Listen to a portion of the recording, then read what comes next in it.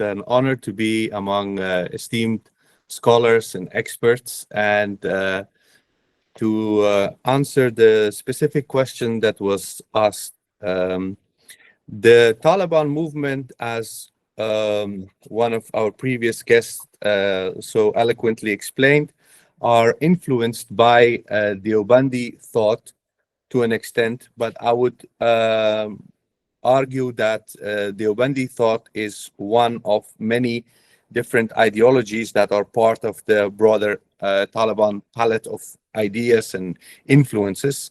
Essentially, Taliban as a movement, as a human organization, they are influenced by internal and external ideas. If we just focus on the external ideas, we would say that throughout the last 2 centuries, the colonialism and other factors in the Muslim world have given birth to ideologies such as the Muslim Brotherhood, the Deobandism, and other such ideologies. And these ideologies have been adopted in different parts of the Muslim world by different groups and then reinterpreted into local context. And aside from the external influences, we have internal factors as well. So the Taliban are essentially an embodiment of the conservative rural Afghan religious authority. Since Afghanistan, and I argue this on any platform when I speak, since Afghanistan has not fully experienced modernity, in the sense that Afghanistan has not been industrialized, there are no elaborate systems of roads, infrastructure that facilitate modernity. We have not fully experienced that yet. Socially, we are also not a modern nation and a modern state, and thus Afghanistan has not been homogenized, because all modern societies have experienced a gradual process of homogenization of language, culture, spelling, even other matters. Like, for example, in Afghanistan, the Pashto language, as we speak Pashto in different dialects, the written Pashto is still not really standardized. So, for example, if someone is from Kandahar, they spell the same words slightly differently than someone who is from Kabul, like myself. So, as we have not experienced full modernization and modernity in Afghanistan, and we are a society that is still to an extent in a pre-modern context, the Taliban are essentially an organization that are shaped by those traditions in Afghanistan that existed for centuries in rural communities. So in Afghanistan, we had the traditional order where there is a malik, or a local chief of a rural community, and then there is a religious authority there, but there is a hierarchy. So in Afghanistan, because there was no centralized government, there was a convergence of different forces in every community. So the malik, the local community leader, would have some political influence, but the moral aspects of the society or community was informed by what the religious leader had to say. Now, due to the conflict that we've experienced in the past several decades, a number of things have happened.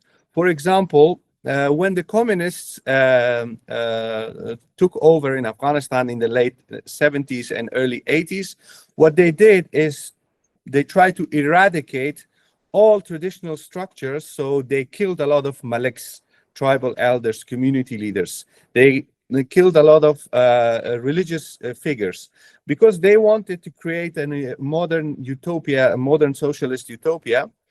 And when they tried to eradicate rural structures, social structures, a lot of people have emerged into a new context where they are basically a new status quo, and they're trying to preserve a tradition that has been basically destroyed, and they're trying to return to a social order that is no longer there.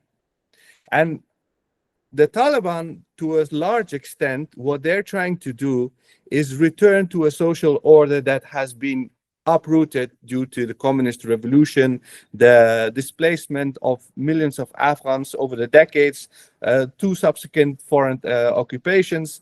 And while all of that was happening, Afghanistan had also exposure to the outside world. Afghanistan had also exposure to internet, television, radio. So all these other factors have also shaped and influenced Afghan society. And right now, the Taliban, as an ideological movement, they have this tendency to return to a social order that no longer exists. But at the same time, they are reinterpreting a lot of factors of who we are and what we should be as they go. So we cannot pin them down as this movement with this set of ideas. It's constantly evolving. So one of the issues that is even evolving in front of our eyes is that the Taliban are increasingly identifying themselves as a nationalist movement, not in the sense that they identify with the romantic ideological or philosophical movement that has emerged from Europe, but in the current shape, the state of Afghanistan and its people and how they perceive themselves and the society could be essentially described as nationalist. And that's in a stark contrast to, let's say, other ideological movements that are aligned with them to an extent, like the Muslim Brotherhood or the Al-Qaeda movement or Deobandis. So we see that they are basically creating a new ideology that is essentially Afghan and a 21st century ideology. And because of this very complex nature of their ideology, or who they are and how they see themselves, it is very important to have a dialogue with them and talk with them and try to understand how they see matters. So the relationship with India, for example, they do not see India through a very strict religious ideological framework. And likewise, they do not see Pakistan strictly through an ideological lens. Everything has a degree of ideology, but there are other matters. They're also thinking about realpolitik, and they see international relations to a realpolitik lens.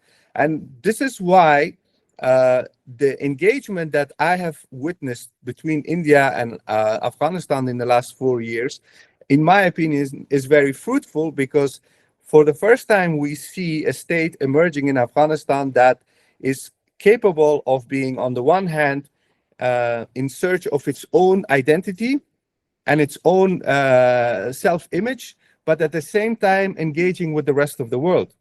And in the beginning of my discussion, I explained that human organizations have the capability to be influenced by external and internal factors. Likewise, what the Taliban are going to be like and what Afghanistan is going to be like in the next few years is to an extent also dependent on its relationship with its neighbors. So a positive engagement based on mutual interest will have its positive effects on Afghanistan. Now, to wrap this up, I want to conclude with just one remark. Pakistan had the capability to have a lot of influence on Afghanistan. However, their relationship was not a positive and constructive relationship. And now that relationship has entirely turned into a toxic relationship. And this is why I believe that it is up to our neighbors, it is up to the international community and the rest of the world to choose which path they want to pursue in Afghanistan. If they pursue a constructive and mutually beneficial path, they can actually exert some positive influence on Afghanistan, and it can be beneficial for all sides. But if they pursue a relationship where they try to basically dictate what they want, they will meet the same fate